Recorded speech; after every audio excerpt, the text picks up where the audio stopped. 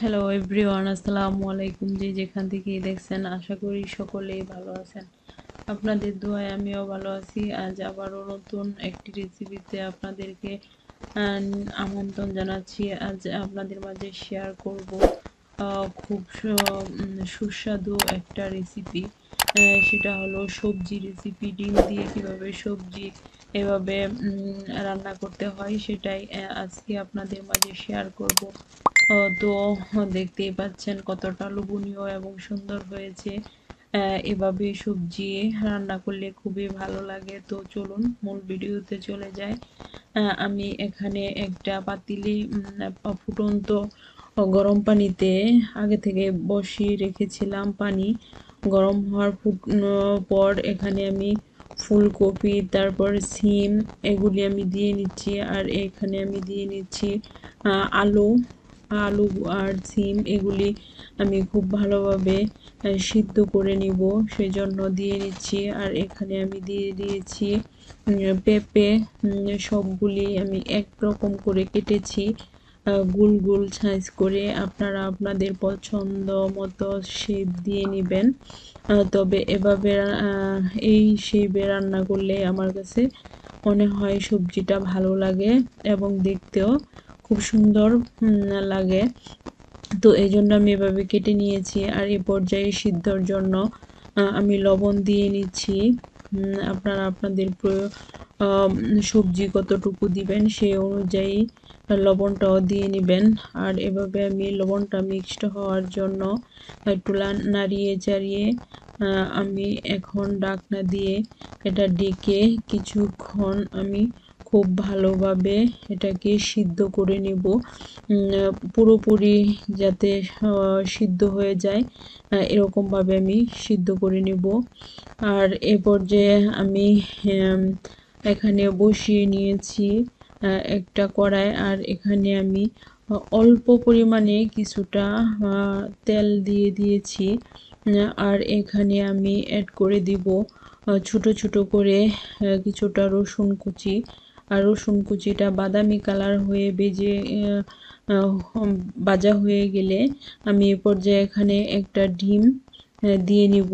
আর ডিমটাকে খুব ভালোভাবে ফেটিয়ে ভেজে নিব। দেখতে পাচ্ছেন আপনারা কিভাবে আমি ডিমটাকে খুব ভালোভাবে ভেজে নিচ্ছি। তো এভাবে আপনারা ডিমটাকে খুব ভালোভাবে ভেজে নেবেন। আর ভেজে অন্য একটা এতে রেখে দিবেন। তো রেখে দেওয়ার পর আমি কড়াইটাকে খুব ভালোভাবে পরিষ্কার করে এখানে আমি তেল দিয়ে নিয়েছি পরিমাণ মতো।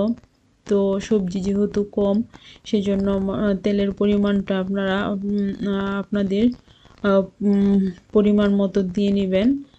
আর এখানে আমি দুটা কাঁচা শুকনো মরিচ দিয়ে নিয়েছি। আর এই তেলের মাঝে আমি দিয়ে নিচ্ছি কালো জিরা। কালো জিরাটা দিলে খুবই ভালো লাগে। আর এখানে আমি তেজপাতা দিয়ে নিয়েছি। আর এখানে আমি দিয়ে নিয়েছি এলাচ গোটা একটা। তো এখানে আমি এখন দিয়ে নিব। আমি খুব ভালোভাবেই আগে থেকে কুচি করে রেখেছিলাম পেঁয়াজ আর মরিচ ফালি করে দিয়েছি।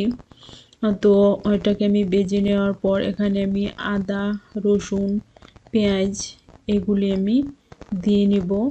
তো আমি এটা দিয়ে নিয়েছি। আর এই পর্যায়ে আমি খুব ভালোভাবে মিক্স করে নেব। আর এখানে আমি হলুদ গুঁড়ো, তারপর মরিচের গুঁড়ো, তারপর ধনিয়া গুঁড়ো, তারপর জিরা গুঁড়ো, মাংসের মাঝে যে মশলাগুলো ইউজ করা হয় সে মশলা সবগুলি আপনারা অল্প অল্প পরিমাণে দিয়ে নেবেন। এটা সবজি অনুযায়ী, কতটুকু আপনি সবজি রান্না করছেন সে অনুযায়ী দিয়ে নেবেন। তো এভাবে আপনারা খুব ভালোভাবে, আমি সব সময় একটা কথা বলি, চেষ্টা করবেন মশলাটাকে খুব ভালোভাবে কষিয়ে নেওয়ার জন্য। আর এই পর্যায়ে আমি পানি দিয়ে নিয়েছি। দেখতেই পাচ্ছেন আমার মশলাটা কি রকম হয়েছে, একদম এমি হয়ে গেছে আর তেলটা উপরে চলে আসছে। মশলাটা যদি কষানো ভালো হয় তাহলে রান্নার স্বাদটাও খুব ভালো হয়। আর এই যে দেখতেই পাচ্ছেন আপনারা, আমি যে সবজিগুলো আগে থেকে সিদ্ধ করে নিয়েছিলাম সেগুলি আমি দিয়ে নিয়েছি। আর এই যে আমি এখন আর কোনো পানি ইউজ করব না, শুধু তেল আর মশলার মাঝে এইগুলিকে আমি নাড়িয়ে চাড়িয়ে খুব ভালোভাবে ভেজে নেব। আর এই পর্যায়ে আমি এখানে দিয়ে নিয়েছি কুচি করে কাটা কিছুটা ধনিয়া পাতা। আপনারা চাইলে এই ধনিয়া পাতাটা দিতে পারেন, ধনিয়া পাতাটা আমার কাছে খুবই ফেভারিট, সেই জন্য আমি ইউজ করেছি। আপনারা চাইলে স্কিপ করে যেতে পারেন। তো আমি ঠিক এভাবেই ভেজে নেব, আর কোনো কিছু ইউজ করব না, শুধু ভেজে নেব। তো দেখতেই পাচ্ছেন আমার রান্নাটা কেমন হয়েছে, একদম ভাজা ভাজা। আর এই পর্যায়ে আমি আগে থেকে যে ডিমটা ভেজে রেখেছিলাম সেটা আমি অ্যাড করে নিব।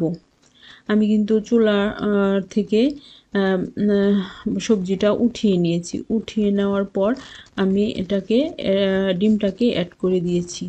তো দেখতেই পাচ্ছেন আমার সবজি রান্নাটা কেমন হয়েছে। তো আশা করি সব সময়ের মতো এই রেসিপিটাও আপনাদের খুবই ভালো লাগবে। তো আমার মতন এভাবে ট্রাই করতে পারেন, খুব সুস্বাদু হয়। তো আজ এই পর্যন্তই। আপনাদের কাছে আমার অনুরোধ থাকবে আমার চ্যানেলটি সাবস্ক্রাইব করে রাখবেন আর পাশে থাকা বেল বাটনটি ক্লিক করে রাখবেন।